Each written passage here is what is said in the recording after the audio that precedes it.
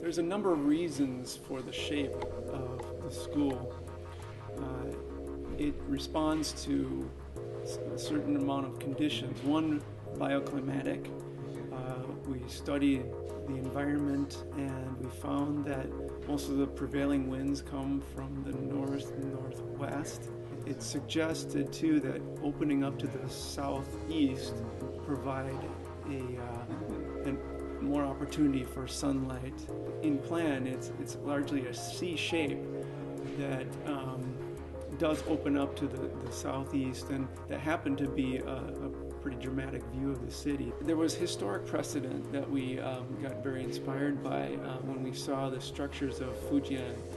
The largely circular or square structures that were mostly inward focused. But what struck us powerfully was just the sense of space and the sense of protection when you're inside those structures. You're at once sheltered and immediately embraced. And so we did kind of a hybrid of that with the C shape. It wraps around you, so you get that sense of the whole, the sense of the sheltering and sense of protection, but then it is open mostly to the southeast, so that you take in the broader community, the city of Beijing.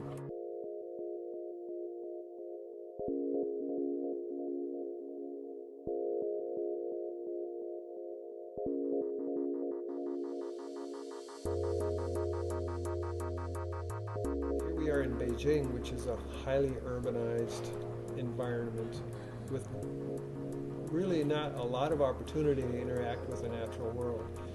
Here we've got a school building that on every floor you can move from that, classroom experience out into a natural setting.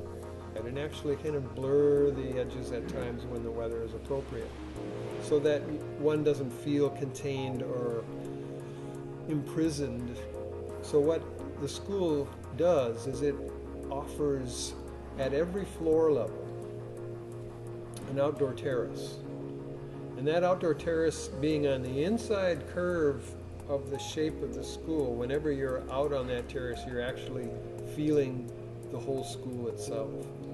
But it allows for the environments to vary quite a bit from the very traditional formal learning environment of the classroom through to the collaborative pods, project-based learning, into the circulation path where we rub shoulders with students and faculty and visitors, and then directly right to the outside. So as you see in the section, the terraces are wider at the bottom floors and they gradually get a little narrower as we go up to allow sunlight and rain to penetrate into the terraces and give them the best chance to be spectacular, alive, growing places.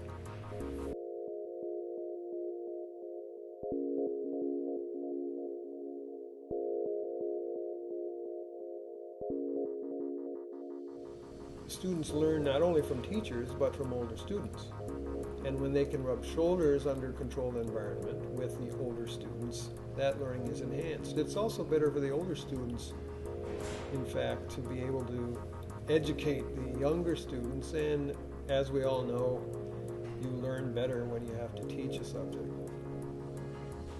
In our case, within the school concept, the circulation path or the hallway is actually open to the collaborative learning areas of each of the grades. So you can get a really palpable feeling of what it's like to be an older student. And it projects you into that next year and the year beyond, and you can kind of set your goals as to how you're both going to act as an older student and what you might want to learn. Knowing where you're going to go, over the years that you're in this particular elementary school, can reduce the anxiety of younger students in anticipating what's ahead of them.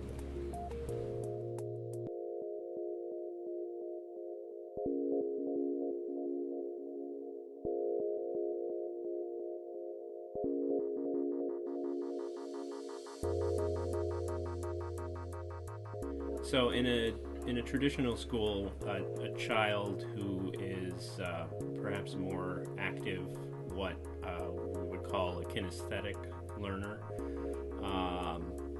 might need to move around. They might need to be doing something with their hands or with their feet, and so in a traditional school, that is seen as a discipline problem. So in a more diversified learning environment, the solution is actually to look at that child as having just simply a different way of learning. And so by providing opportunities for that child to move, whether it's the way the furniture is designed, it could be the way that the classroom is set up so that there's room to move, so that there are activities where the children leave the classroom. So to treat the classroom as being all over the school, and in the gymnasium, in the corridors, in the spaces between classrooms, to allow that to happen everywhere. So again, the corridor is not sized to be just for a group of students that are walking from one place to another, but it's meant to have little alcoves and places where you can get off of that corridor and have a small meeting, so that there's encouragement of activity at all times at varying levels throughout that whole space.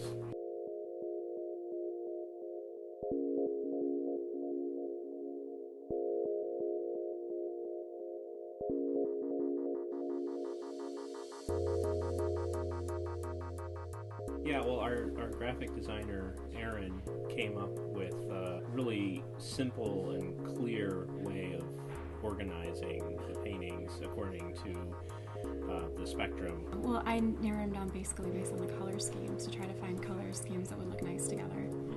I had them all printed out on little cards and laid them all out and tried to find things that would flow into each other really well. To be able to find those paintings that would produce a really good color scheme.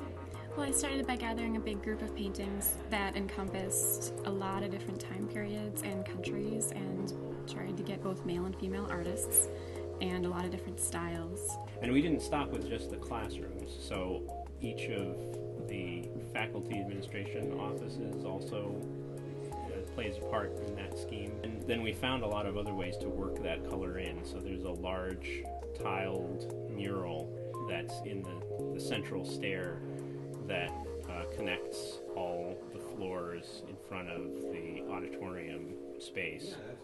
And so that actually brings all of the colors in the school from all of the paintings together to become a vertical element that you can see from outside the school.